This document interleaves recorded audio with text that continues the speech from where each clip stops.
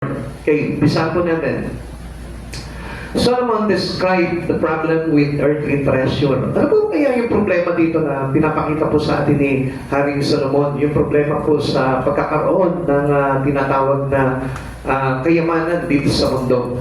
Maging an abundance, do not truly satisfied. Di po naman talaga makakapagbigay ng satisfaction sa atin yan. Kahit na yung pinakamayamang tao, hindi po sa talaga magiging satisfied kung gaano man kalaki yung kanyang kayamanan. So, marami po mga tao na kilala, mayaman, popular, famous, o talagang makita nyo ng mga bilyonaryo po talaga, pero hindi masatisfy yung buhay nila, may kulang pa rin. Amen. And the things that is missing to their life is no other than God. Kaya nga ang Diyos mismo, tinuruan po talaga tayo na mag-impok talaga ng kayamanan sa Kanya. Kaya kung tayo po, ang ugali po natin ay nag-focus lamang into abundance of this world or money palagi. So hindi po talaga tayo magkakaroon talaga ng satisfaction in life. Hindi natin tatandaan yan. Yung nag-aakala na pag marami akong pera, maligaya na ako kapag hindi po totoo yan. The abundance of rich prevent good sleep and open heart and owner. Ito po yung sinabi po sa verse 12 ni Haring Solomon na kuminsan nga mas maganda pa yung mga manggagawa dahil mayroon silang sapat, maimbing sila nakakatulog kahit nakukunti man o marami yung kanilang pagkain, nakakatulog po sila na mahimbing. Yan, katulad po ng mga katabi po natin ngayon. Mabilis po sila makatulog. Pero yung mga mayayaman po, dahil sa kaapalan po nila at hindi po nagkakaroon ng contentment in life, kaya po kuminsan hindi sila dalawin po talaga ng antok. Riches perish through misfortune and cannot be taken with us when we die.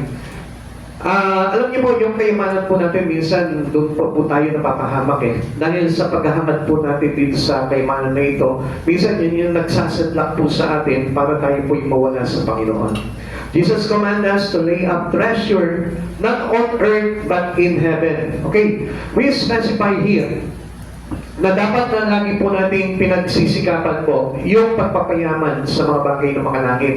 Sapagkat ito po yung talagang kahulugan po talaga ng buhay natin. Why we are here today, not to explore anything in this world or not to have the common richness of this world. Hindi lamang po sa ganung bagay, kundi tayo po yung tinawag at niligha ng Panginoon sa isang bagay para makasama po tayo ng Panginoon sa kanyang kalangitan. Kaya God doesn't want to waste our life. Ayaw ng Diyos na tayo po'y masayang. Yung buhay po natin, kung minsan nakala po natin, okay lang po, ano po, maganda po yung buhay natin dito, but it is already waste. Kung hindi po tayo magkakaroon ng paningin at pansin sa mga bagay na makalangit o sa mga bagay sa ating Panginoong Jesucristo. Kaya ang Diyos mismo, tayo po mismo, tinuturuan po tayo ng Panginoon na tayo po yung mag-import na kayamanan sa langit. Katulad po ng sinabi niya, Mateo chapter 6 verse 19 to 21. Huwag kayong mag-import ng kayamanan dito sa lupa, dito ay may naninirang insekto at kalawang, at may nakapapasok na magnanakaw. Sa halip, mag-import kayo ng kayamanan sa langit, doon walang naninirang insekto, kalawang, at walang makakapasok na magnanakaw, sapagkat kung saan naroon ang inyong kayamanan, naroon din ang inyong puso. Ito po yung very complicated po dito. Na kaya po tayo pinapawalan ng Panginoon. He prevent us to have treasure on earth. Alam niyo po, bakit? Kasi kung minsan po kasi yung puso natin naaagaw na kayamanan na yun dito sa lupa. Kaya nga sabi niya sa verse 21, sapagkat kung saan naroroon ang inyong kayamanan, naroroon din ang inyong puso. Now, kung anong yung bagay na tinatreasure natin sa buhay po natin, sa puso po natin, nandun tayo.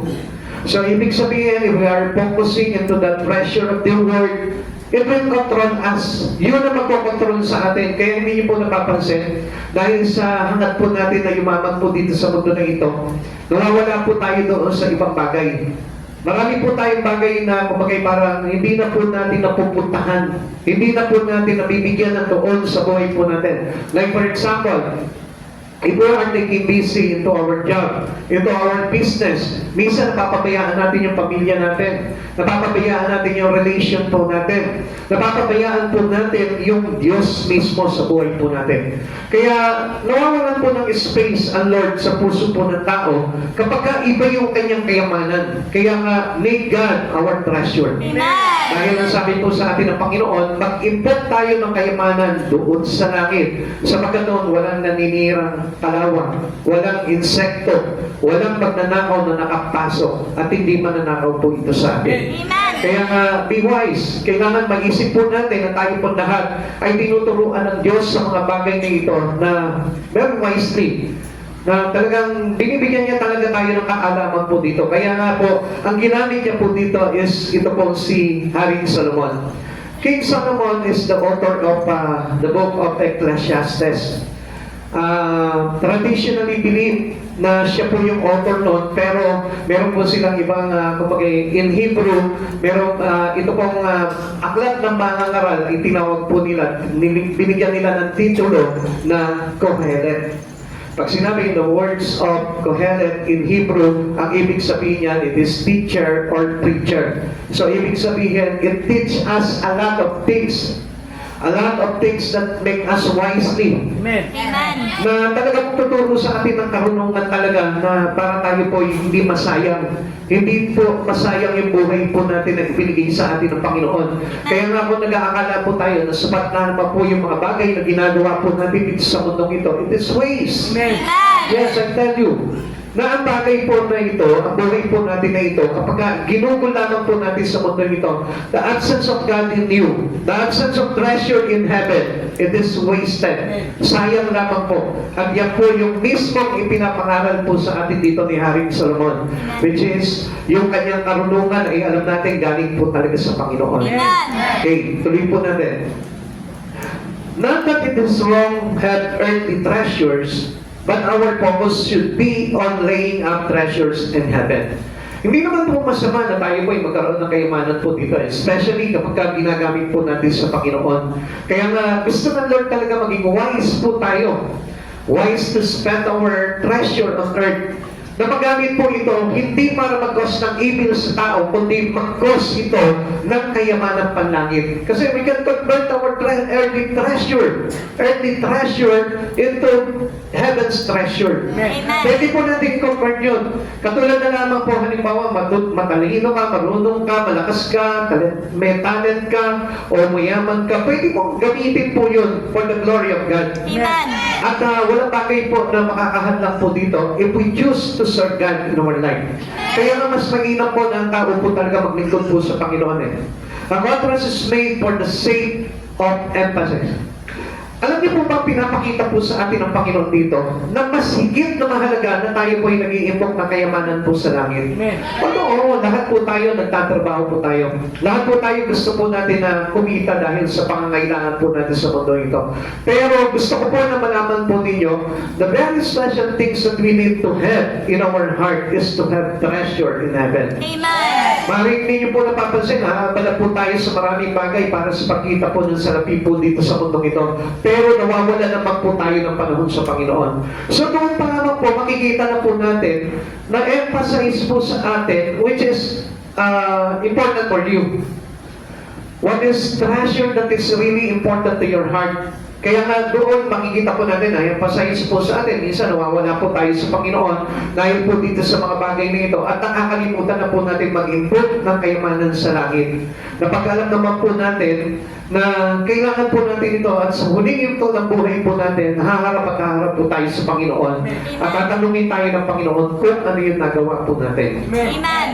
John chapter 6 verse 27. Gumawa kayo hindi upang magkaroon ng pagkain na sisira, kundi upang magkaroon ng pagkain hindi nasisira at ibibigay ito sa inyo ng anak ng tao sapagkat siya ang binigyan ng kapangyarihan ng Diyos Ama. So, kung mapapansin po natin, Jesus came to earth just to teach us, para turuan po tayo. Amen. Kasi nakita niya na po yung pagkaligaw po natin eh. Nakita niya po yung mga tao talaga naliligaw. At they are corrupted their mind into the things around us. Yung mga bagay na nandito, alam niyo po ba, kaya nasulat po ito ni Haring Solomon, alam niyo po ba yung, kumbaga parang historical context nito pong aklat ng mga ngaral? Ang mga tao po nung araw, kapag mahirap, inaapi. Nandun po sila sa ganong kalagayan. Katulad din po ng kalagayan po natin. Pag mahirap ka, pag manggagarawa ka na, aapihin ka ng mga namumuno, aapihin ka ng mga mayayaman, aapihin ka ng tinatawag na bureaucratic government. Kumbaga, parang pamamahala po na kung saan talagang hindi patas. Ganito po yung kalagayan po nila noon. Corrupt din po sila noon, katulad ng panahon po natin. Alam niyo po kung bakit po sila naging corrupt? Dahil sa paghahangad po nila ng kayamanan. Until now, ganyan din po yung nangyayari sa atin kung bakit marami po mga corrupt po sa gobyerno, sa mga pinuno, kung bakit ganun din po nangyayari. Even in churches, kung bakit nagkakaroon po ng corruption. Kasi nga po dahil sa paghahangad po nila ng kayamanan. At alam niyo po ba, ang Diyos mismo itinuro at ipinakita dito kay Solomon na walang halaga ang kayamanan dito sa mundo. It was evil to many. It was evil into you. It was perish. Amen. Kumbaga parang ito po yung naglalagay po sa atin sa kapahamakan kung bakit hindi po tayo makakapasok sa kaharian ng Diyos pagdating ng araw. Kaya try to have a lot of time to God para makapag-input po tayo ng kayamanan sa ating Panginoon. Kaya nga sabi nga po sa atin, maratnan po tayong may ginagawa. Ito po yung konsepto po nito following to this verse, parang pinakita po sa atin ng Panginoon po dito na tayo po, yung paggawa natin sa Panginoon, yun po yung concept na kung saan magkakaroon po tayo ng kayamanan sa langit. Amen. Na kung saan pinagpapatuloy po natin yung magaganda at mabubuting bagay na naumpisahan na po sa atin ng Panginoon. Kaya kung si Pablo, makikita po natin, ano po, ang sabi niya po gano'n, inari niya kalugihan ang lahat ng bagay. Bakit? Kasi mas pinagtuunan niya na ng pansin yung higit na pinakamainam. Yung mas higit na makilala niya si Jesucristo sa buhay niya. Kaya nga, yung mga bagay sa buhay niya po ito, hindi na po siya nagkaroon ng interest po dito, kundi ang interest na lamang po niya doon sa bagay na mas higit na kapakipakinabang sa kanya. Kaya mga kapatid sa Panginoon, we are looking forward into it. Na kapag talaga tayo, nagagad po talaga tayo, na tayo po ay mapunta sa kaharian ng Diyos, kailangan natin mag-import ng kayamanan po doon. Ngayon pa naman, pinasisimulan na po natin sa buhay po na yan. At hindi po tayo kapagay para corruptor of this wealth or riches of this world. Ganun po kasi yung nangyayari. Kahit na simpleng tao ka, empleyado ka lang, alam niyo po ba ang tawag po sa atin? In spirit, we are corruptor. Bakit po corruptor? Kasi yung paghahangad natin na magkaman lamang po tayo, kumita lamang po tayo, pero wala namang pong sense yung bagay na yun pagdating sa Panginoon. Sa atin maganda po yun. Kapag nakikita po natin na kumikita tayo ng malaki, talaga nagiging abundant po yung pagpapala ng financial sa atin. Maganda po sa paningin po natin yun, pero it is nonsense to God. Bakit po? Lalo-lalo na kapag wala kang kaimanan sa langit. Amen. Dahil ang gusto po talaga ng Panginoon, yung pinagpala yung buhay mo dito, as well, yung pagpapala na yung nagagamit mo yun para sa kalwalatian ng Panginoon. Amen. Yun po sana ganun po sana Kaya nga kung mapapansin po natin, yung mga corruptive people, yung mga corruptive leaders ng bansa po natin, makikita po natin, they are very selfish. Ang lalaki lang ng kanilang bahay, malaman siya na yung kanilang bahay, pero makikita ko, hindi lang dito ang bahay nila. Meron pa silang bahay sa ibang bansa, meron pa silang ibang bahay sa ibang lugar. Ang dami nilang bahay, puro mansyon pa yung bahay po nila. Samantalang ang daming mga taong mahihirap na kung saan nangangailangan talaga ng lubos na pagtingin talaga ng pamahalaan po natin. Kung mapapansin lamang po natin, mayaman po sana ang ating bansa. Pero bakit hindi po ganun nakikita yung kayamanan na yun? Dahil nandun lamang po sa mga tao na kung saan namamahala. Kaya mga kapatid sa Panginoon, parang ganun din po yung kalagayan po natin. Kaya nga kapag ang iniisip lamang po natin ay pagkita lamang po para sa sarili lamang natin, para sa pamilya lamang po natin, they are corruptor. We are corruptor. At gusto ko po na malaman po ninyo, hindi po ito nakalulugod sa paningin po ng ating Panginoon. Amen. Kaya Diyos, nilalagay po tayo into service to Him para matutunan po natin. Kaya pansinin niyo mga kapatid sa Panginoon, pag naglilingkod ka na sa Panginoon, parang ikaw mismo, parang yung pag-aari mo, parang pag-aari na rin po ng Panginoon. Amen. O Although alam naman natin na sa Panginoon po talaga lahat ng pag-aari po natin, ano po. Kaya kung mapapansin po natin, hindi na po nagiging madamot ang isang tao kapag ka naglilingkod sa Lord yan. Amen. Sa katunayan nga po yung may bagay ka na parang gusto mo laging i-share mo sa mga kapatiran, sa church, sa gawain ng Panginoon. Ganun na po yung nagiging puso po natin. Why? Because you start making a treasure in heaven. Amen. Ganun po pinasisimulan yung kayamanan sa langit. Kaya kung mapapansin po natin, kahit sa maliit na halaga, makikita mo, idodonate mo pa po yan sa church, idodonate mo pa yan sa kapatiran, sa pangangailangan po into the missions of the church. Bakit? Kasi gusto mo na tumatak sa Panginoon na mayroong kang contributions to the treasures in heaven. Reason to lay up treasures in heaven. Ano po pati yung mga dahilan kung bakit kailangan po tayo mag-improve? Makinig po tayo, ano po? Una, alam ng Diyos po ito, the treasures on earth is insecure. Hindi po natin talaga ito mapanghahawakan. At hindi po ito masisiguro na mananatili sa'yo. Alam niyo, meron pong isang famous na artista or sabihin natin na talagang iconic po talaga ito, no? Mayaman, talagang sosyalera, talagang...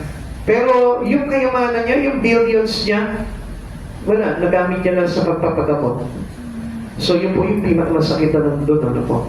Instead na yung kayamanan mong yun, magamit mo para mag-iimpok ka ng kayamanan sa langit. Para someday, makapiling mo ang Diyos doon sa kanyang kaharian. Alam niyo po, yung kanyang kayamanan, nagagastos niya lang po ito para sa hospitalization niya. At hindi pa po matiyak kung talagang gagaling po siya. So, doon po nakita po ng Lord yun. Kaya nga sabi niya po dito, moth and rust destroy, material things are perishable. So lahat po yan, nawawala yan. Lahat nabubulok po yan. Thieves break in and steal. Material things are subject to theft. Di ba? Kung minsan ka, may cellphone ka lang kapag ka medyo naging mainit sa paningin ng tao, ano po? Kapag ka mamahalin, tapos talagang maganda yung cellphone mo, parang ang init sa mata ng tao yan. Gustong nakawin, ano po? Kaya nga, alam nyo, it turns into evil. Pwede po maging turns to evil po yung mga bagay na yun at makapagpasama rin po sa buhay na yun. There is also loss due to inflation, stock devaluation, bankruptcies, faulty investment, etc.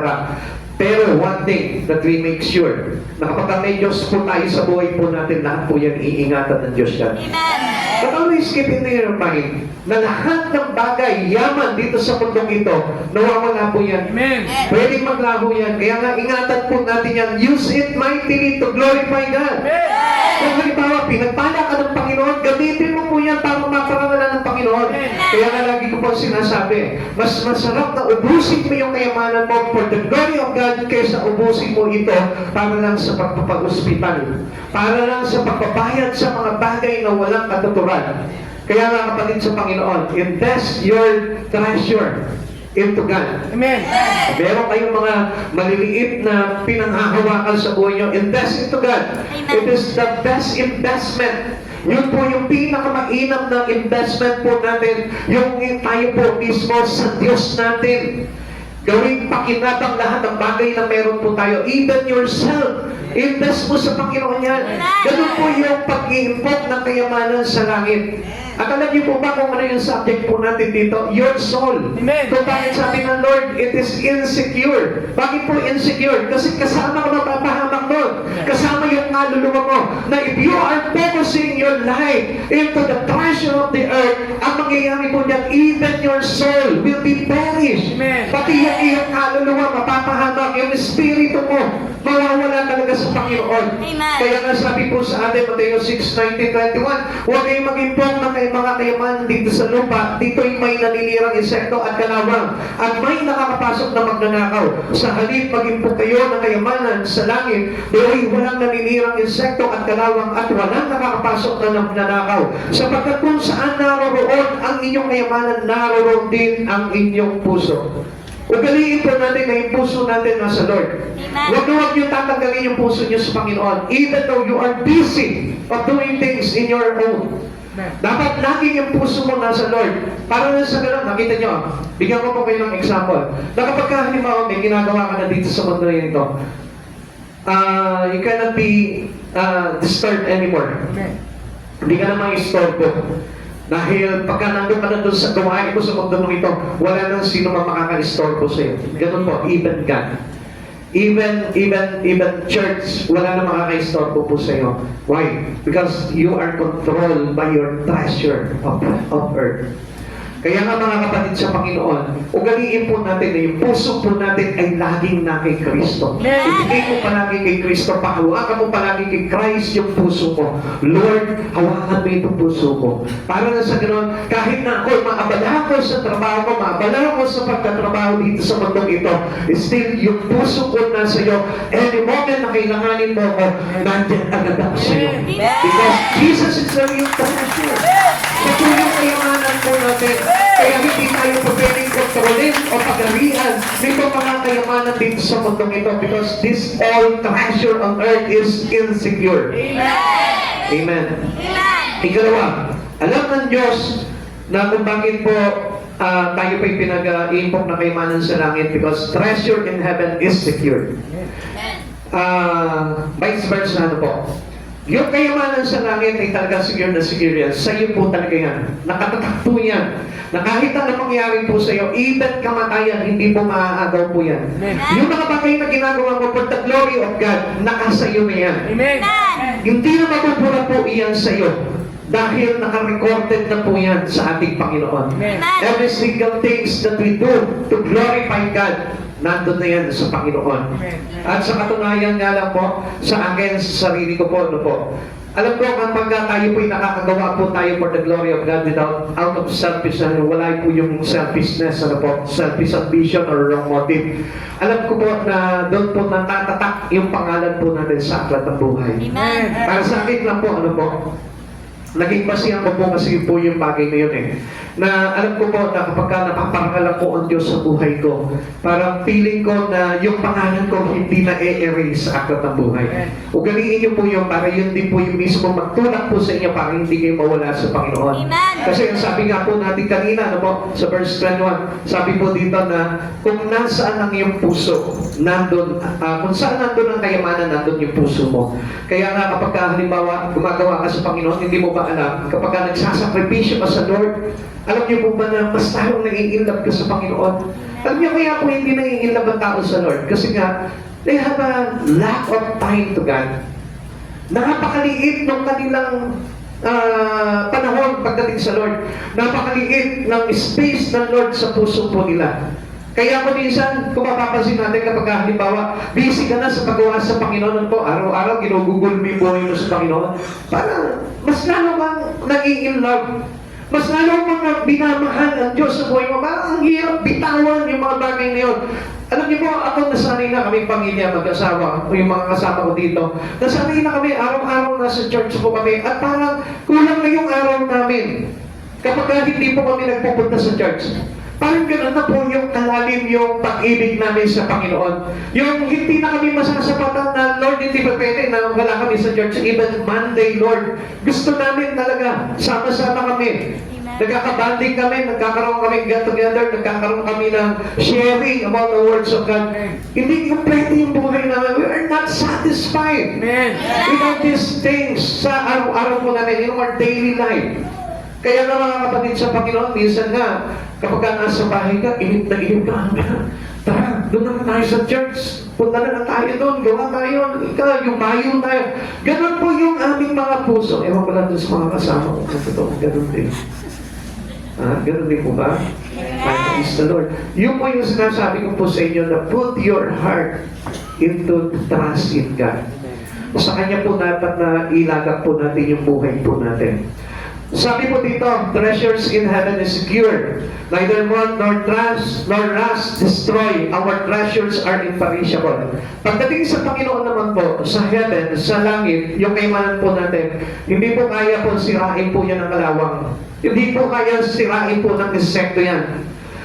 Dahil ito po is secured po talaga. Our works for the Lord is secured. Amen. Lahat ng bagay na ginagawa natin, even your prayer, your knowledge about in God. Secured po talaga yan. Hindi po maalis sa atin unless na ikaw may nag-decision sa sarili mo na iwanan ng Diyos sa buhay mo. Mawawala po talaga yun. Amen. Okay. Sabi po ng 1 Peter chapter 1 verse 3 to 4, pasalamatan natin ang Diyos at Ama ng ating Panginoong Jesucristo dahil sa laki ng habag niya sa atin, tayo'y binigyan niya ng isang panibagong buhay sa pamamagitan ng muling pagkabuhay ni Jesucristo.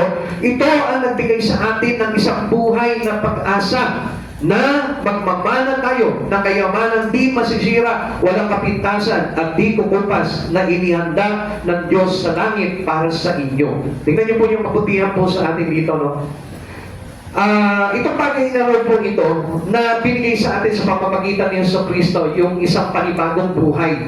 So kapag tinanggap natin ang Panginoon sa buhay natin, kailangan talagang panibagong buhay. Pag sinabing panibagong buhay, it is not a real old life.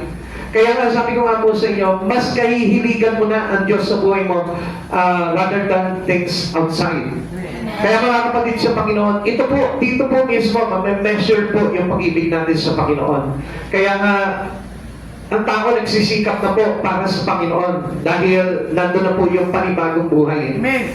Na sa pamamagitan ng Panginoong Jesucristo na hindi po talaga matatanggal po sa atin ito hanggat minamahal mo si Jesus sa buhay mo, hanggat si Jesus yung kayamanan mo, hanggat si Jesus yung mahalaga sa buhay mo, hindi mananakaw sa atin ito mga bagay nito. Amen. Thieves cannot break in and steal. Our treasures are securely guarded. By whom? By Christ Jesus Himself. Hindi niya papayagan na maagaw ka sa kamay ng kaaway. Kaya nga, sabi po ng Lord sa atin, you can never be snatched by the enemy into His Son. Kaya mga kapatid sa Panginoon, huwag mo pabayaan po yun. Kaya sikapin mo na ang maging kayamanan mo talaga ang Panginoon. Even though kahit na palakas maraming bagay, kailangan magkaroon ka pa rin ng panahon sa ating Panginoon dahil ang sabi po sa atin ng Panginoon, kung saan nandun ang iyong kayamanan, nandun ang puso mo. Amen. Amen? Amen. Kaya nga, gawin mo na ang Panginoong Jesucristo talaga yung kayamanan mo para laging nandun yung puso mo. Doon natin makikita po yun. Your presence into the Lord showing our love for Him. Na kapag lagi po tayong nandun kasama ng Panginoong Jesucristo, ibig sabihin po yan, mahal mo po talaga ang Panginoon sa buhay mo. 1 Peter chapter 3 verse 45. Pakinggan niyo po ito, maganda po ito. Sa halip pagyamanin ninyo ang kagandahang nakatago saan? Sa puso. Ang kagandahang walang kupas na likha ng maamo at mapayapang diwa na lubhang mahalaga sa paningin ng Diyos. Ano yung kahalagahan nito? Napakahalaga sa Diyos. Yung iniingatan natin dito, yung mga bagay na banal sa puso po natin, yung mga bagay na patungkol kay Kristo, nandito palagi sa puso natin from Monday and to the rest of the day, kailangan nakatago po dito sa puso po natin si Christ. Hindi nawawala sa puso natin. Iyan ang pagpapagandang ginawa noon nung una panahon ng mga babaeng banal na umasa sa Diyos at sila'y nagpasakop sa kanilang mga asawa. Okay, paliwanag ko naman po sa inyo ito. Maganda po na maunawaan po natin ito, no? Mga kapatid sa Panginoon, pakinggan niyo po ito mabuti. Napakaganda nito na ito yung dapat na iniingatan natin sa puso natin. Dahil there is a good illustrations that inside of this verse. Tingnan po natin kung ano po ito, no? Ang ibig sabihin po dito, 1 Peter chapter 3 verse 5, means a true lasting beauty for women comes not from outward adornment. Tingnan niyo po yan, like fancy hairstyle or clothes, kaya yung mahilig mga magpaganda po dyan, mahilig mag-makeup, mahilig magpa-repan, mahilig magpa-pearl, mahilig kung ano ng mga palamuti. Actually, hindi po talaga ito po yung tinatawag na adornment ng isang kababaihan. But from an inner spiritual beauty of a gentle and quiet spirit, characterized by hope in God and submission to their own husband. Alam niyo po ba yung pinapakita po dito? Kasi sinulat po ito ni Peter. Ang ipinakita po dito yung wife submit to your husband. Alam niyo po ba ang pinapakita doon? Tayo po, lahat tayo. Hindi lang po yung mga babae, kundi tayo magsasubmit tayo sa Panginoon. We taking care. Jesus in our heart.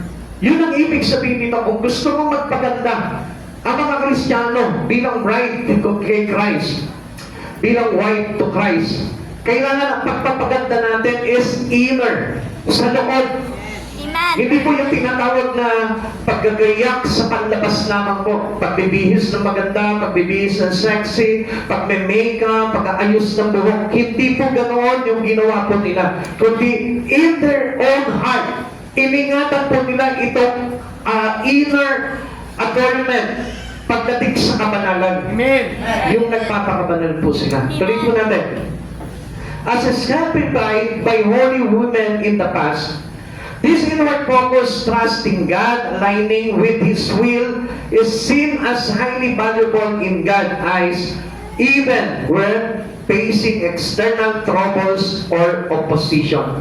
Na kahit na mayroong ang problema, although you look haggard, di ba? You look tired, pero inside, usapan dito yung puso. Maganda pa rin, may kabanalan pa rin. Why? Because you keep and taking care your heart to Jesus. Amen. Dahil napapanatili si Jesus dito sa puso mo. Hindi yung nagwawala. Hindi yung nagagalit. Hindi yung parang nanginis ka na pag wala ka ng pera. Nawawala na rin yung kabanalan mo. Amen? Ito yung iniingatan po dito eh. Hindi yung kapag bankruptcy ka or bankrupt ka. Parang nawala na yung pagiging Kristiyano mo, nawala na si Jesus, hindi na mapanahag sa mukha mo. Hindi po ganun eh. Yung kapag halimbawa, ang liit lang ng sinweldo mo, nawalan ka na ng puso sa Diyos, hindi mo na ako magka-tithes. Kasi maliit lang ang sweldo mo. Come on. Yun yung iniingatan na kabanalan ng mga kababaihan po nung araw. Kaya sabi sa kanila ni Peter, sabi, wives, submit to your husband. At sino yung tinutukoy po dito? Tayo, as a church to Christ Jesus. Amen. Ingatan po natin na lagi tayo nakasubmit, whatever we have external troubles or oppositions in life, still, yung puso natin naka-intact pa rin sa Panginoon. Mahal pa rin natin ang Lord. Inuuna pa rin natin ang Lord. We are not affected of these troubles in life. Patuloy pa rin tayo nakasubmit sa ating Panginoon. Amen. Kaya nga mapapansin natin, ang dami lumalayo sa Panginoon eh. Alam niyo kung bakit? Kapag ka nasaktan na yung damdamin nila, because God is outside of their heart, kaya ano nangyayari? Ang bilis po nila na ma-trash or maalis sa Panginoon because of that. Kaya nga sabi, keep in to your heart. Itago natin sa puso natin, ingatan natin sa puso po natin yung bagay na yun. Yung pong outer adornment ng kababaihan or ng mga Kristiyano, hindi po mahalaga yan. Yung pagpapapogi lang, yung pagpapaganda lang, hindi mahalaga yan. Kahit na simple ka lang sa harapan ng Panginoon, basta maganda yung puso mo at nakaintak talaga yan sa Panginoon, I tell you, yun ang maganda sa harapan ng Panginoon. Kaya natin, para maunawaan po natin ito na malalim. For this is how the holy women of the past adorn themselves. Ganito po sila magayak. Una, the grace and verse to the woman of the Old Testament who are open highlighted for their faith and godly character. Yun ang hindi nawawala. Pagkakita mo yung isang kababaihan po nung araw, makikita mo, ma-highlight pa rin po sa kanya, alin, yung kanyang pananampalataya at yung kanyang pagiging maka-Diyos. Amen. Tingnan mo yung matabi mo ngayon. Yan. Nakita mo, may init na ulo. Yan. Nakita mo, ang dito na, ano? Parang hindi mo na makikita yung mukha. Yun yung iningatan po nila sa Old Testament, itong mga kababaihan na ito. Iniingatan po nila sa puso po nila yung pong pagiging maka-Diyos at kanilang pananampalataya sa Diyos. Ano pa po? These women such as Sarah, Rebecca, and Ruth are seen as model of virtue and piety. So, ganda, no? Meron na po tayo basihan po dyan. Gayahin niyo po si Sarah na pangiting-ngiti, pero umiral pa rin po yung pananampalataya niya. Amen? Amen. Yan. Kaya, lagi po natin yan. Kahit na po itong si Ruth, di ba? Asawa po ni Brother Bonnie. Pangiting-ngiti lang din po yan. Okay. Ano ba po? The concept of adorning here is not about external beauty, but about inner beauty qualities that reflect a heart devoted to God. Yung ipinapakita palagi na siya ay para sa Diyos. Sabihin mo nga sa katabi mo, ako ay para sa Diyos. Ako ay para sa Diyos. Ikaw ay para sa Diyos. Ikaw ay para sa Yun Diyos. yung dapat na nakatatak sa isipan natin. Hindi po ba yung pagkahalimbawa, sandali, may problema ako. Galit ako sa church ngayon, hindi mo na ako para sa Diyos. para sa sarili muna ako. Hindi po ganun. Sila, sabi nga po kanina, kahit na external trouble or opposition, iniingatan pa rin po nila sa puso po nila yung kabanalan. Okay. This align with biblical principles found in 1 Samuel chapter 16 verse 7, where God values the heart over outward appearance. Hindi palabas ang tinitignan ng Panginoon. Kundi nung pinili po ito si David, ang tinignan po sa kanya yung kalooban ng puso niya. Kaya kahit na napakaganda mo, kaya kahit na nakapakapusturera mo, kahit sabihin mo na maganda yung ayos mo ngayon, hindi yan ang tinitignan ng Lord sa pagharap mo sa Kanya. Tinitignan niya yung ganda ng puso mo, yung kabanalan ng puso mo, yung puso mo na mayroong passionate about the things in Him.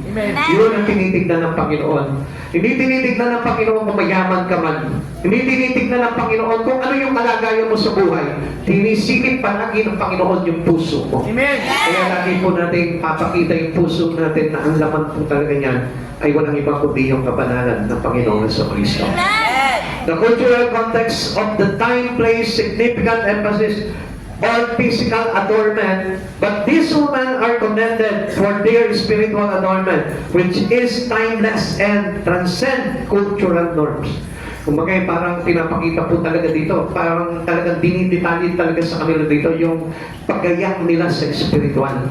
Ikaw, kapatid sa Panginoon, sa oras na ito, gano'n ka nakatagal sa Panginoon? Inayakan mo na ba yung spirito mo? Ipinakita mo na ba sa Panginoon na Lord, hindi na matatanggal sa puso ko ito, mga bagay na ito, na tinuro mo sa akin bilang isang kawamil o kasapi ng kultura ng ating Panginoon. Kaya kapatid sa Panginoon, yun po yung ingatan po natin, yung maging kapuri-puri po tayo spiritually sa harapan ng ating Panginoon. Amen. Hindi po yung magay parang, okay, maganda lang ako sa paningin ng tao dahil mayaman ako. Maganda lang ako sa paningin ng tao dahil nakagraduate ako. Maganda lang ako sa paningin ng tao dahil titulado ako. Come on. Hindi po yun ang usapan po natin dito. Make God the treasure of your life. Amen! Kailangan siya po yung talagang kagayahan po natin. Number 3, why reason to lay up treasure in heaven? Our treasure is where our heart will be. Kung saan daw nandun yung kayamanan natin, nandun yung puso natin. That is where our affections, our hope, and dreams will be. Nandun po yung ating pagmamahal, nandun po yung ating pag-asa, nandun po yung mga pangarap natin. Amen. Come on mga kapatid sa Panginoon, gusto ko po na tanungin po kayo sa oras na ito, nasaan na yung pag-asa mo ngayon? Bilang isang Kristiyano mananampalataya kay Kristo at nagsabi na ang kayamanan ko ay si Kristo sa buhay ko, asa na yung pag-ibig mo ngayon? Asa na yung iyong pag-asa? Asa na ngayon yung pangarap mo? Baka ngayon lumilipad pa rin yung pangarap mo sa mga bagay lamang dito sa mundo. Subalit naubusan ka ng pangarap pagdating sa Panginoon. Yun ang huwag na huwag mong tatanggalin. Yung pangarap mo ay na kay Kristo. Amen. Yung pangarap mo ay nandoon sa kaharian ng Diyos. Amen. Yung iyong mga pag-asa ay talagang na kay Kristo Jesus at ang pag-ibig mo ay nasa Kanya. Yun po yung doon po tayo nakakapag-invoke ng kayamanan sa ating Panginoon. Matthew chapter 6 verse 21, sapagkat kung saan naroon ang inyong kayamanan, naroon din naman ang inyong puso. Tandaan po natin, do not misplace your heart. Kailangan yung puso mo, wala dito. Nasaan? Na kay Christ. Amen! Huwag na huwag mo sasaluhin yung puso mo na nandito lamang yung puso ko. Asan yung puso mo? Ito, nandito. No. It's in the hand of God. Pag nagtanong sa inyo, asan yung puso mo? Nasa kamay ng Diyos, na kay Amen. Jesus Christ. Amen! Pag mo sasabihin, nandito si Jesus sa puso ko, come on. Dapat yung puso mo na kay Jesus. Amen! Dahil ang kailangan po talaga si Jesus may hawak ng puso ng tao. Dahil yung puso po natin, na kapag tayo ang may hawak po nito, it cannot be secure. Tanda po natin, hindi natin maiingatan yan. At mahalaga na yung puso po natin talaga ay na kay Kristo. Sapagkat kung si Kristo, yung ating kayamanan sa buhay, dapat yung puso mo nasa Kanya. Amen! Kaya, kung napansin natin, ano po, pag tinanong ka, di ba, pagka tinatanong ka, asan nakalocate yung puso mo? Nandito sa kanang dibdib ko. So, ibig sabihin yan, your love is for your own self. Ang mahal mo yung sarili mo kasi nandyan eh. Pag literally speaking, nandyan talaga yan, yung puso natin. Pero, one thing na pinapakita sa atin, spiritually, na dapat ang puso natin ang may hawak nito si Jesus. Because He is the treasure of our life. Amen! Kaya nga kung si Jesus yung treasure ng buhay mo, nandun yung puso mo. Amen. Naintindihan niyo po ba yung sinasabi po ni Mateo 6:21? Kung nasan yung kayamanan mo, nandun yung puso mo. So, ibig sabihin ko, kayamanan mo, yung sarili mo, nandun yung puso mo, nasa iyo. Kaya nga yung pagpapaganda po ng mga kapapagihan po sa Old Testament, anong ginagawa po nila? Hindi po yung external adornment, kundi yung inner, yung spiritual, yung pinalalago nila yung kapanalan. Kaya nga, paano tayo magiging banal? Paano tayo magiging spiritual? Kung nasa iyo lamang yung puso mo at wala kay Kristo. Kaya nga, kapag na kay Kristo yung puso mo, nandun ka palagi. Where the master is, the servant there. Amen. Kaya nga, kung mapapansin natin, hindi ka na matitigatig sa buhay mo. Kung parang hindi ka na mapapakalay kapag ikaw lang ang nandyan at wala si Jesus. Kaya kailangan po na nandun si Jesus, nandun ka rin. Nandito ka, nandito rin si Jesus. Lagi kayong magkasama ng Panginoon. Because your heart was there in Christ. Na kay Jesus yung puso natin because He is our treasure. Amen. Kasi gusto po ng ating Panginoon, yung tayo po talaga ay gumagawa sa Kanya para nang sa ganun makita po natin na talagang siya yung kayamanan natin. Tingnan nyo, bakit ka nagtatrabaho? Bakit ka naghahanap buhay? Dahil gusto mo yumaman. Amen? Bakit ka namin Kristo? Kasi gusto mo yumaman ka sa Kanya. Amen? Gusto mo makaimpok ka ng kayamanan sa langit. Bakit ka pumapasok sa trabaho mo araw-araw? Kasi gusto mo na magkaroon ka ng kita. Gusto mo sweldo ka, gusto mo umasenso ka. Bakit lagi ka naghahanap buhay araw-araw? Kasi gusto mo yumaman ka. Amen. Ang ibig sabihin nun, ganun din po dapat tayo. To lay up treasure in heaven. Araw-araw, dapat naging Kristo ka. Impok mo yung buhay mo, i-invest mo yung buhay mo kay Kristo. Huwag kang mawawala ng time kay Christ. Early in the morning, si Kristo na agad yung hinahanap sa buhay mo. Because if He is your treasure, He is your heart. Siya yung dapat na maging laman palagi ng puso natin. Serving. Pagkikuran mo ang Panginoon. Kaya nga sa huling araw, mapalad po yung kanyang katiwala na marat ng may ginagawa.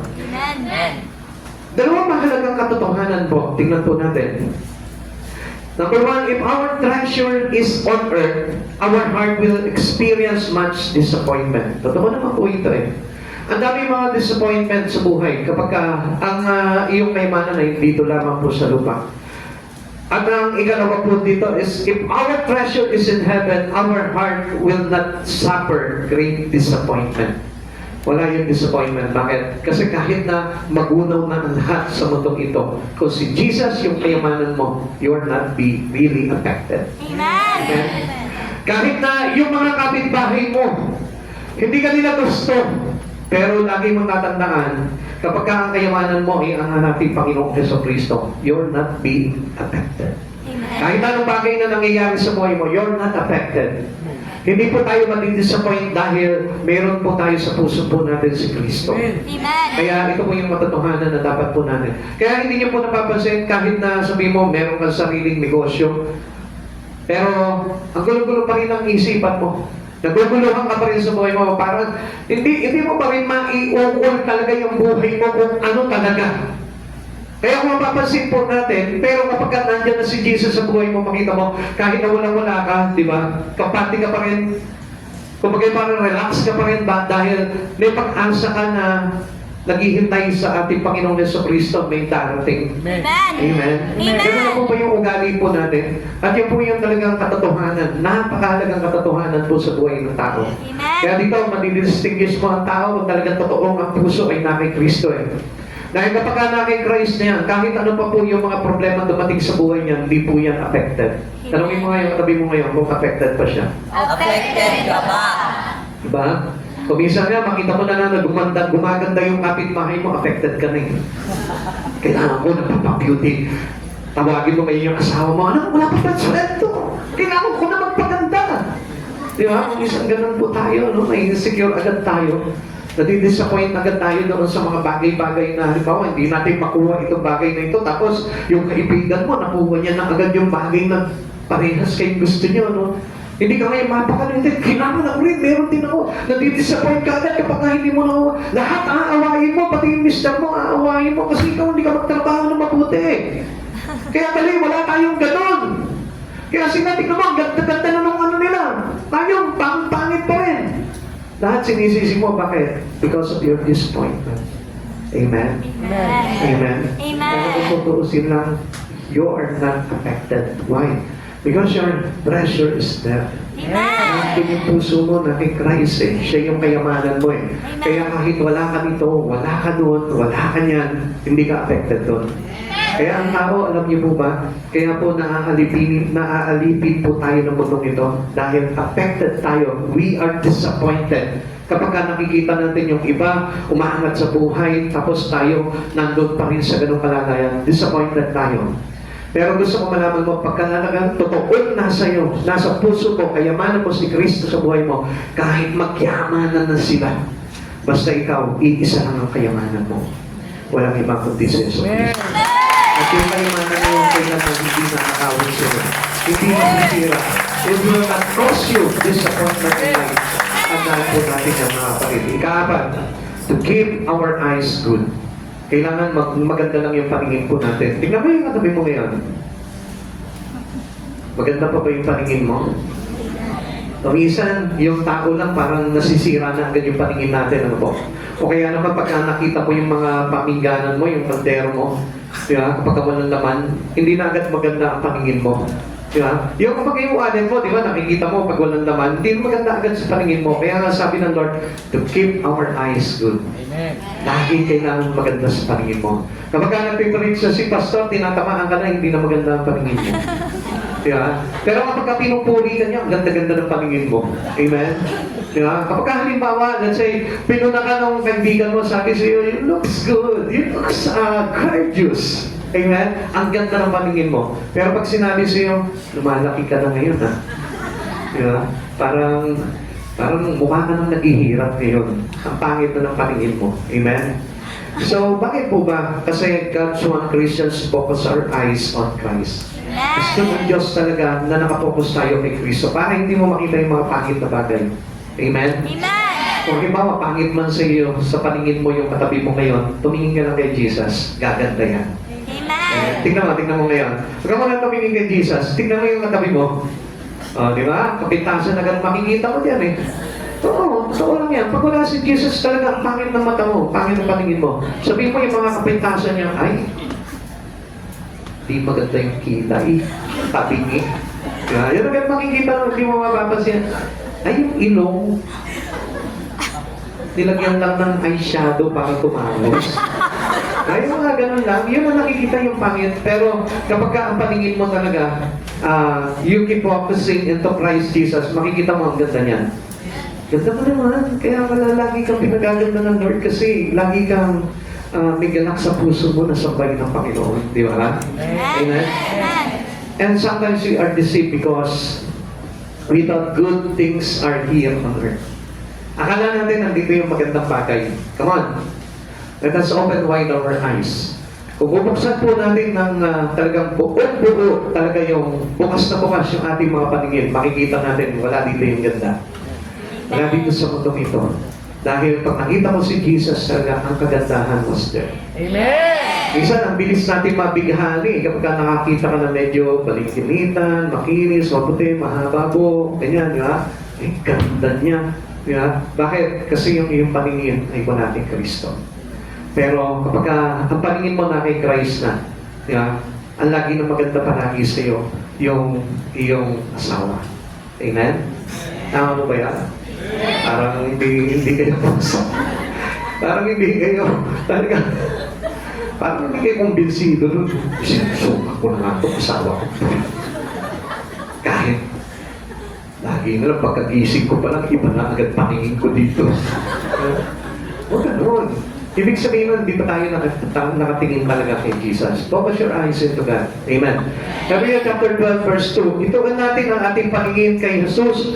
Sa Kanya nakasalalay ang ating pananampalataya mula simula hanggang katapusan dahil sa kagalakan naghihintay sa Kanya. Hindi niya inalintana ang kahihiyan ng pagkamatay sa krus at siya ngayon nakaupo sa kanan ng trono ng Diyos. The same with Christ Jesus.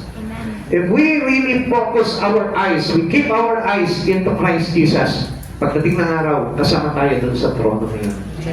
Kasama tayo, kaisa tayo ng mga tao na maililigtas ng Panginoon. Keep your eyes into Christ Jesus. Huwag mo tingnan yung mga disappointment mo dito sa buhay nito. Huwag mo tingnan yung mga pagkakamali mo. Huwag mo tingnan yung mga mistake. Huwag mo tingnan yung mga nagawa mo.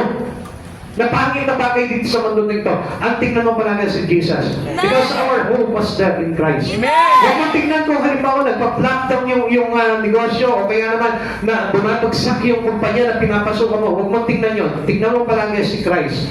Huwag mo tingnan kung halimbawa yung anak mo ay mabababa yung grades, ang tingnan mo pa rin si Kristo. Because God has always a great plan to you. God has a great plan to their children.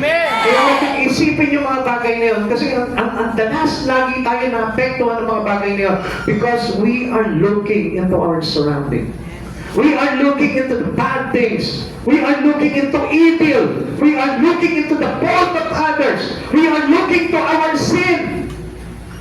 Yun po yung bagay na hindi dapat eh.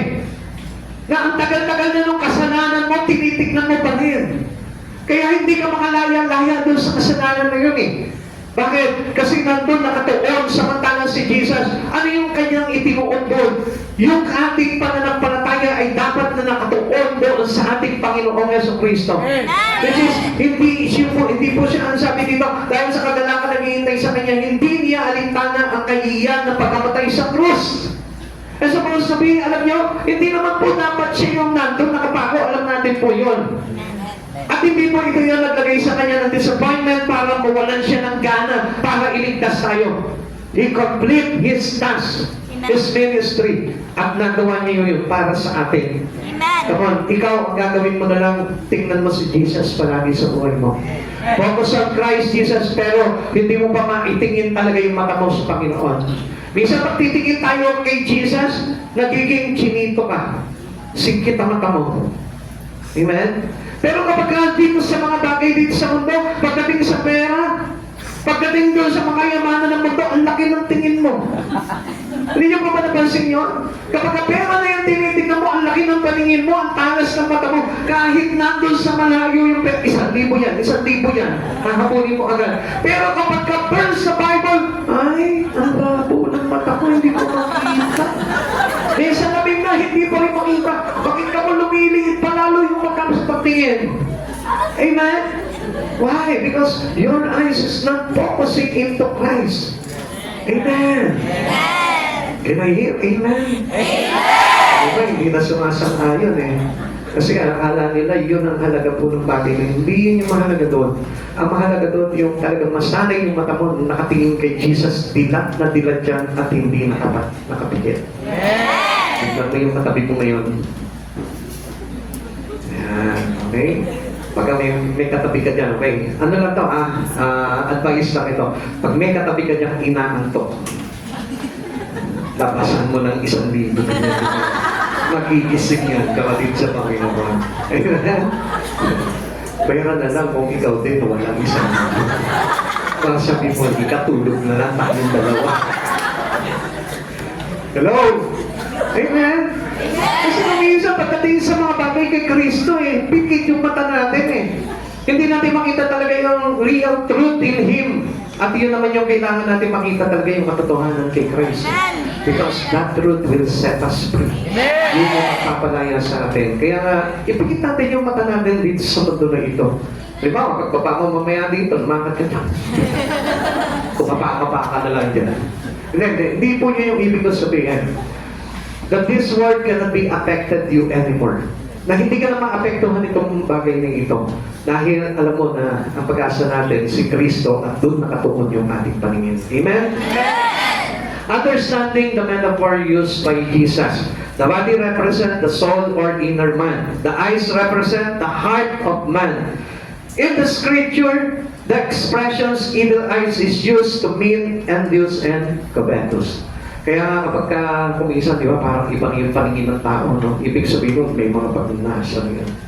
Doon mo mapapanaag yun sa matay. Kaya nga, masyadong matalinhaga ang mata ng tao. He can express a lot of things into your eye. Doon mo makikita talaga. Kapag kagalit ang isang tao, makikita mo sa mata. Kapag may pagnanasa ang isang tao, makikita mo sa mata. Kapag halimbawa natutuwa ang isang tao, makikita mo sa mata. Kapag pinagpapala ang isang tao, makikita mo sa mata. Ang daming expression, makikita mo sa mata. Kaya nga, sometimes our eye is evil.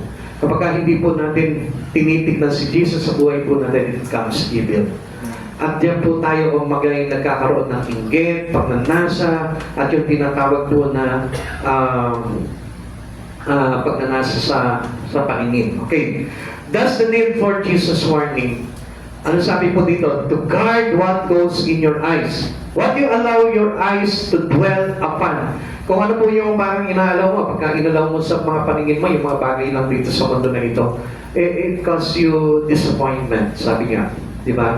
Remember, there is such things as the lust of the eyes. At alam natin, yun po yung bagay na nakapagpahulog din sa atin, sa ating relasyon sa ating Panginoon, which is materialism. Pag sinabing lust of the eyes, ang ibig sabihin yan, more on material things. More on the things of the world. Kaya nga kapag nandun tayo, ibig sabihin, nandun na yung lust. Kapag nakafocus ka na lang, oy, ganda naman itong bahay na ito, ganda naman itong kotse na ito, lust na po yun. Lust into our eyes. Kaya nga, ingatan po natin yung mga bagay na yan. Like, may example po tayo dyan, yung kung si Lot, the wife of Lot. Yung pong asawa ni Lot na kung saan ililigtas na po siya. Pero ano sabi sa kanya, magandang lumingon pa.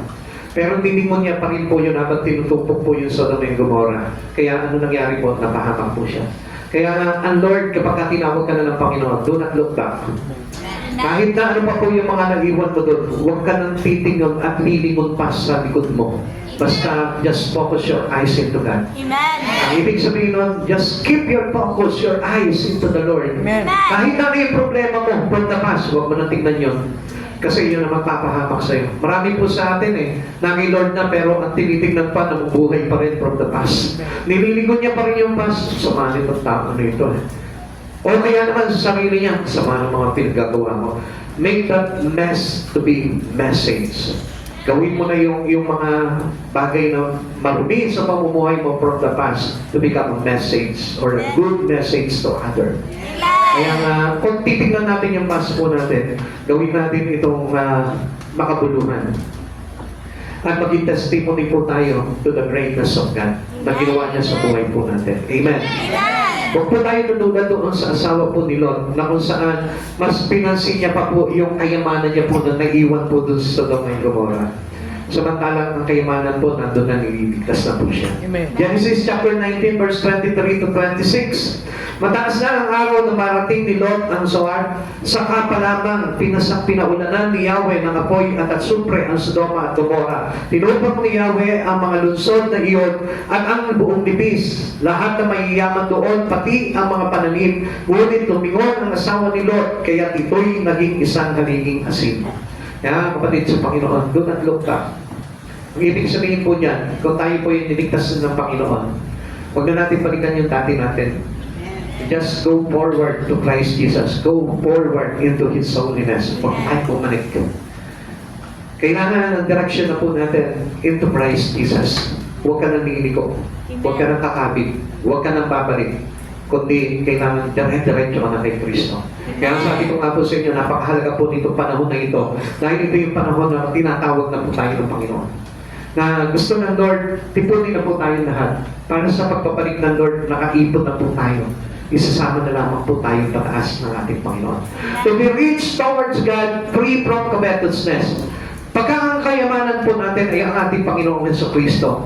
Hindi na po tayo, kumagay parang hindi na paghaharian tayo ng tinatawag na pagdanasa or pag-i-involve, hindi na po tayo paghaharian yan. If you are rich in things on heaven, you will become satisfied and set you free from covetousness. Tandaan po natin yan. Pag meron kang kayamanan at ang kayamanan mo ay si Jesu Kristo, malayo na po tayo into covetousness.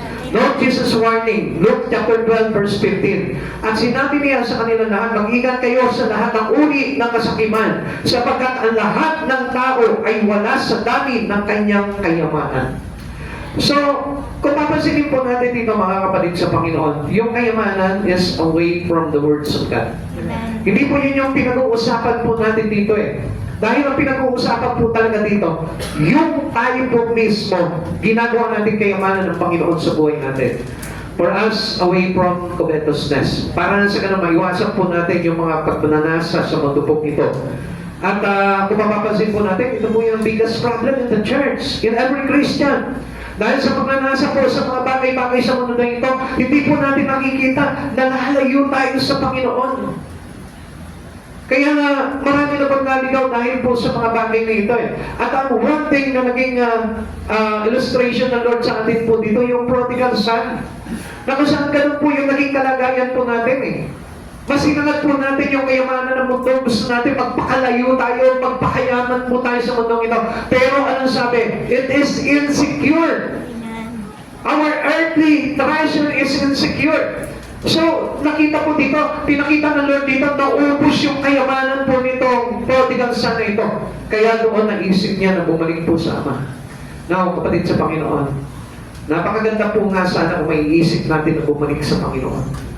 Kung tayo man po ay nagkamali sa buhay natin, kung tayo man po ay minsan nadapa dahil sa paghahangad natin ng kayamanan ng sanlibutan na ito, napakabuti po kung tayo po ay makabalik sa Panginoon. Amen. At yun po yung dapat na maging desire ng mga tao na lumayo sa Panginoon.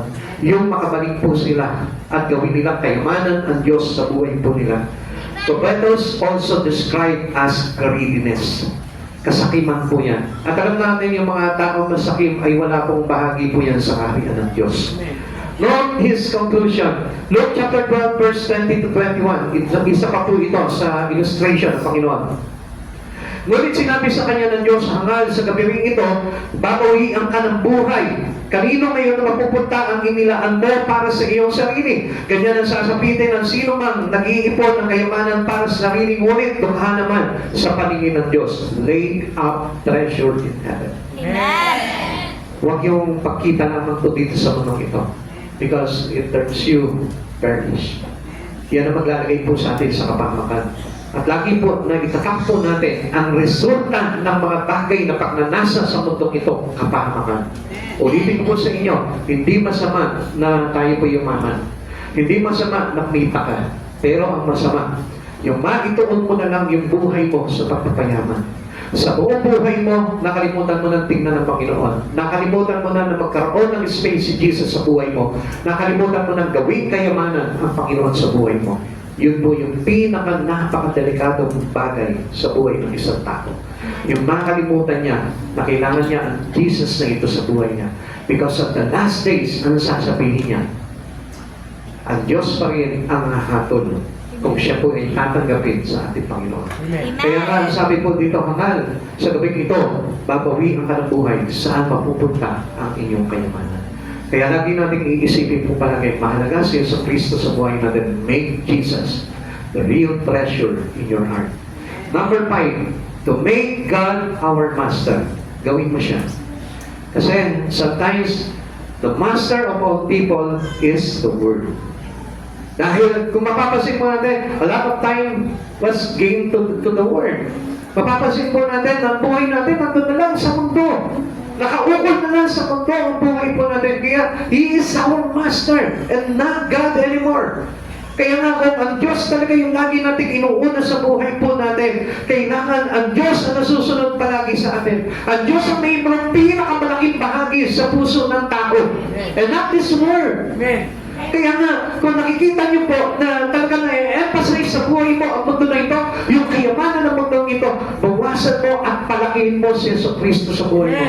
Dahil yun yung maglalagay sa atin sa kapahamakan pagdating ng araw. Kaya nga sabi ng Panginoon, Matthew chapter 6 verse 24, no one can serve two masters. You better to choose now. Piliin mo ang Panginoong Yesu Cristo dahil walang bagay na hindi pumili sa Panginoon kay Yesu Cristo na nagtagumpay. Amen. Walang sino man na nagtagumpay kung hindi si Jesus ang kanyang pinili. Piliin mo si Jesus kahit na ang kapalit pa man nito ay yung kayamanan ng mundo ito. What is the profit of a man gaining the whole world but loses his own soul? tandaan nyo, if Jesus is your master, I tell you, hindi ka kailanman mapapahamak. Amen. Sapagkat kung siya yung iyong master, siya yung iyong pinaglilingkuran, siya yung pinaglaghakan mo ng buhay mo, I tell you, iingatan ka ng Panginoon. Bakit? Sabi niya, well done, my good and faithful servant. Napagkatiwalaan kita sa maliit na bagay. Because you are the servant to our master. Ginawa mo, sinunod mo yung bagay na inutos sa iyo ng Panginoon. Pinagagawa sa iyo ng Panginoon. Kaya napagkatiwalaan ka. At kapag napagkatiwalaan ka ng Panginoon, alam mo kung ano yung compensation po nun. Amen. At alam po natin kung ano yung ibibigay na reward sa atin ng Panginoon. Amen. My good and faithful servant. Amen. Makihati ka sa aking kagalakan. Master, by definition, demands total loyalty. And we are unable to please the Master at the same time. Tandaan po natin, total loyalty. Yung pagiging tapat natin. Alam mo, yung pagiging tapat mo sa gawain na ito, yung pagiging tapat mo bilang isang Kristiyano, susukati ng Panginoon niyang pagdating ng araw.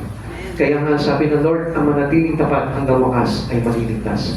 Yung katapatan mo sa words of God, yung katapatan mo sa mga bagay sa Panginoon spiritually, yung katapatan mo sa kayamanan na inilagay sa iyo ng Panginoon. You can be a good steward to the Master. Kailangan lang, alam natin, gamitin po yung mga bagay na yan. You can have that blessing of this word. Kailangan lang, you will be a good steward for our Master. Amen. Kaya lang, minsan, di ba, kapag pinagkatiwalaan ba tayo ng Panginoon sa mga bagay dito sa mundong ito, nakakalimot tayo that Jesus will be our Master. Parang tayo na yung umaari nito. Kinakalimutan na natin ang Diyos sa buhay natin. Amen? Amen. Kaya nga minsan, ang takbo ng isip natin, bakit ako naman nagpagal dito Dahil naman dito sa sarili kong pagsisika. Dahil ito sa sarili kong pagpapagal. Come on. Pinagkatiwalaan lamang po tayo ng ating Panginoon. Amen. Amen. At ang lahat ng bagay na ito ay sa Kanya. At kailangan din po na tayo po yung good steward of our belongings. Lahat ng bagay na yan sa Lord yan. Kaya sabi ko nga po sa inyo, yung bagay na meron tayo, gamitin mo para for the glory of God. Amen.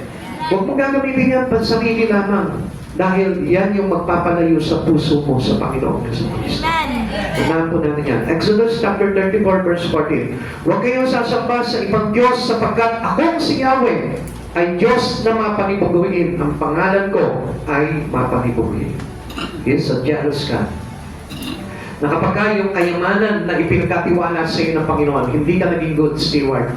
Ang ibig sabihin yun, you become master. O you become a servant of that master. Halimbawa, binigyan ka ng trabaho ng Panginoon, ano po?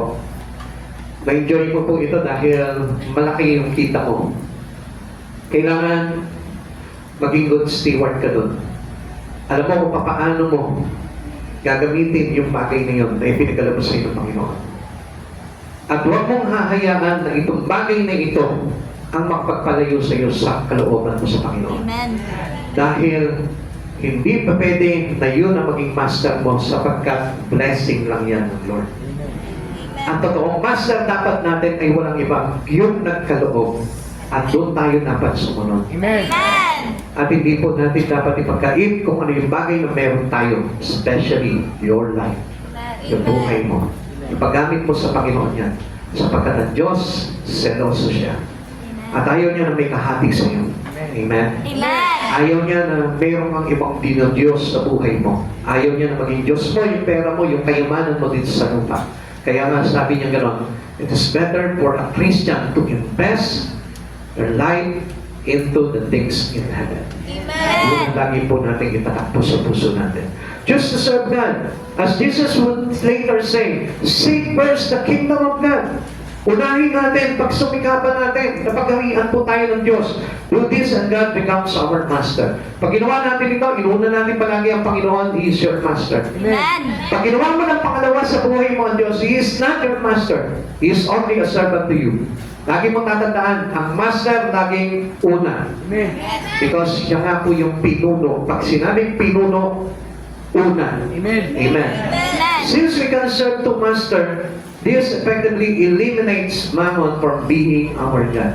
Hindi na yung mga material things. Hindi ka na magiging materialism. Amen. Hindi na ito ang magiging kayamanan mo, kundi ang kayamanan mo na ngayon, tuon na. Amen. Amen. Ganun mo magkaroon ng kayamanan sa langit. Amen. Amen. Tayo po lahat, magsitayo po sa presensya ng Panginoon. Pasalamatan po natin ang Panginoon dahil ang Diyos po mismo, tinuruan tayo para gawin natin kayamanan ng Diyos sa buhay po natin. Alam natin na marami po sa atin ang nadaya po at pinili po na magpakasasa sa kayamanan ng mundong ito, na kung saan hindi natin alam na nag-aabang po pala sa atin yung kapahamakan kung tayo po'y manalayo sa Panginoon. Hallelujah, glory to Christ Jesus. We thank you, O Lord. Nagpapasalamat kami, Panginoon, sapagkat hindi mo kami pinabayaan na malayo sa iyo. Manawitan natin ang Lord. Ang sarap ang hindi dito. Hallelujah, glory to Jesus. Hallelujah.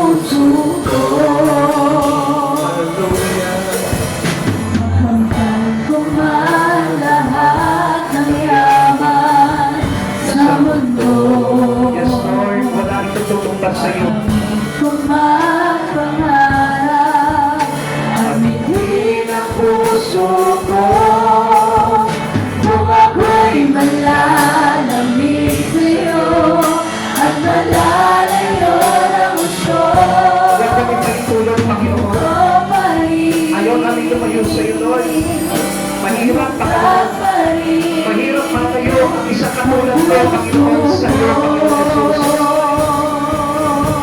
Pero ako kami umibig sa iyo ng ganap. At sa isa'y, Panginoon, na meron ako ng mga bagay-bagay dito sa mundo ito. Kung ikaw naman yun mawawala. Kahit nagyaman ako dito sa mundo ito, Lord. Dahil sa isa'y ang mga bagay na ito, Lord, kung ikaw naman yun naman. Panginoon, meron sa isa'y ang kayamanan ng mundo. Kaya kahulugan at ibang ng puso. We love you, O Lord Jesus, in our life. Hallelujah, Jesus. Salamat, Panginoon. Hallelujah. Ang inahanay, ang pangarap kong sasapat, Panginoon. Panginoon Jesus. Love you, Lord Jesus. Ikaw yung yaman natin, Panginoon. Wala nang iba ka. Ikaw na ang Panginoon Jesus. Itatanong namin sa puso namin, ikaw yung yaman ng buhay namin, Lord.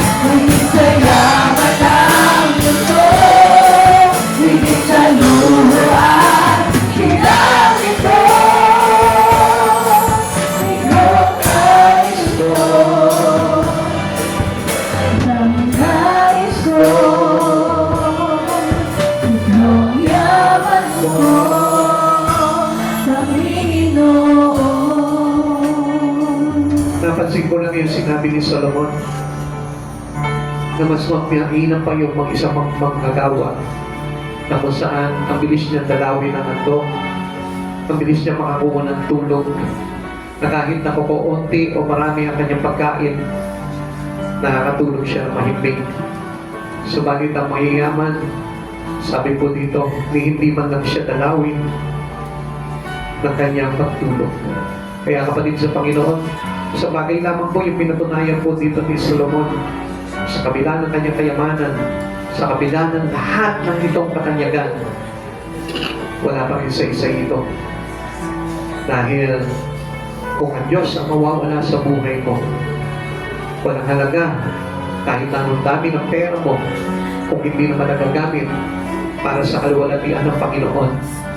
Lahat po yan, mabubunog yan. Lahat yan, uuuri yan. Lahat yan, magugunaw yan.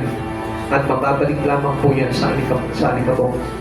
At sa oras nito, kapatid sa Panginoon, pagtuunan mo ng halaga ang Panginoon sa buhay mo. Sapagkat ang Diyos ang tunay na kayamanan ng isang tao.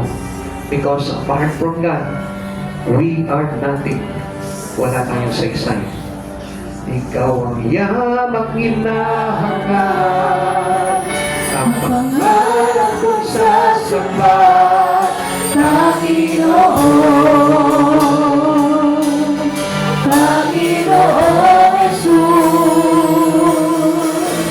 lamang hinahanap. Ang pangarap ko sa sapat, Panginoon. Maraming salamat sa iyo, Panginoon. Salamat Panginoon sa buhay nito na patuloy mong inilalapit sa iyo.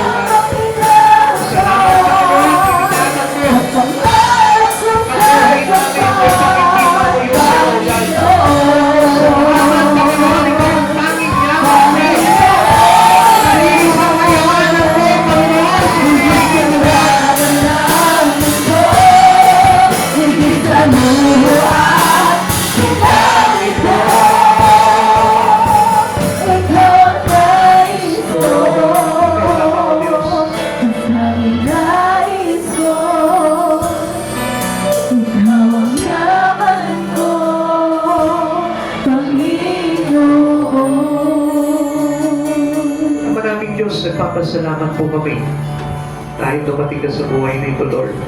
Patuloy mo kami tinuruan. Patuloy mo kami, Panginoon, na binigyan ng babala. Kapag kami nalalayo sa iyo, Panginoon, hinahatak mo po kami pabalik sa iyo, O God. Napakabuti mo, Lord. Na kahit minsan, O God, hindi namin nasuklian ang kabutihang ito. At salamat, Panginoon, sa aral mo. Sapagkat natutunan namin ngayon, O God, kung paano magpahalaga sa iyo. Walang halaga ang kayamanan sa mundong ito, Lord, kung hindi naman ito magagamit para sa kalwalatian mo. Turuan mo po kami, Panginoon, anumang bagay na meron kami, even our life, lahat ng talento, lahat ng oras, lahat ng kayamanan, ay magamit po namin para sa pagpaparangal sa iyo. Turuan mo po kami, Panginoon, na hindi po kami mag-ibon. Turuan mo kami hindi kami magnasa. Turuan mo po kami na hindi kami, Panginoon, maging gamit sa mga bagay sa mundong ito, Lord. Turuan mo po kami na magparangal sa iyo.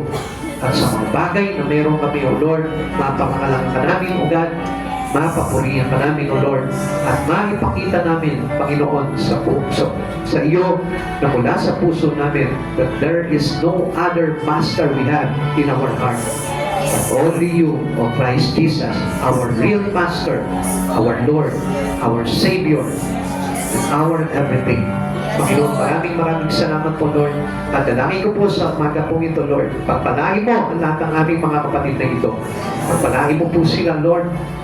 At hayaan mo, Panginoon, na maitugpak po nila, Panginoon. Ano man yung mga bagay na pagkakamali po naming desisyon, plano, at mga bagay, Panginoon, na paglayo namin sa iyo, Lord. Salamat, Panginoon. Tinuruan mo kami muling mapalapit sa iyo, God. Maraming salamat po, Lord. Pagpalain mo po ang church sa ito. Especially, Lord, yung mga sinusulong po namin, Panginoon, na pinagagawa mo po sa amin, Lord. Hayaan mo, Panginoon, pagkaisa po kami, Panginoon, upang nang sa ganon, maganap po namin, Panginoon, sa madaling panahon ang mga bagay nito. Sapagkat pati po namin, Panginoon, our faith is in you, Lord Jesus. At alam namin, Panginoon, na hindi mo po, Panginoon, na pagkakatiwala sa amin ang proyektong ito, Lord. Kung hindi po namin makakaya at nagkakaisa, Panginoon, na gawin ito, Lord. Alam po namin, Panginoon, magagawa po namin ito sapagkat wala kang bagay na ipinagawa na hindi namin kaya, Panginoon, sapagkat ikaw ang Diyos na aming katulong at kasama, Panginoon, sa lahat ng oras, O God.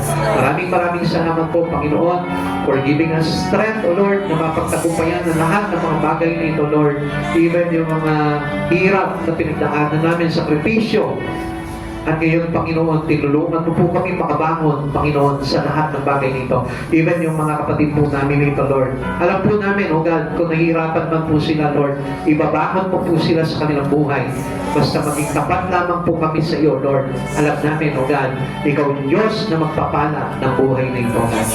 Maraming salamat po, Lord. Panatilihin po namin nawa ang aming katapatan sa mga bagay sa iyo, Panginoon Jesus. Maraming salamat po. Bless this church. Bless every one of us, O God.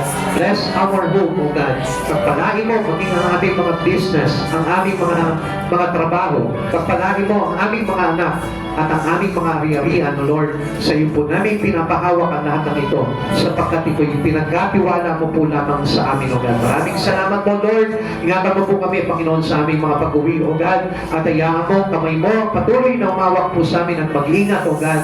Lord, samahan po kami ng iyong libo-libo mandirigmang anghel sa langit, O God. Siya magbabantay sa aming mga pag-travel, O God, at magbabantay at mag-iingat sa aming mga sasakyan, O God. Maraming salamat po, Lord, sa panguna ng iyong presensya at banal na Espiritu sa lugar na ito, Lord.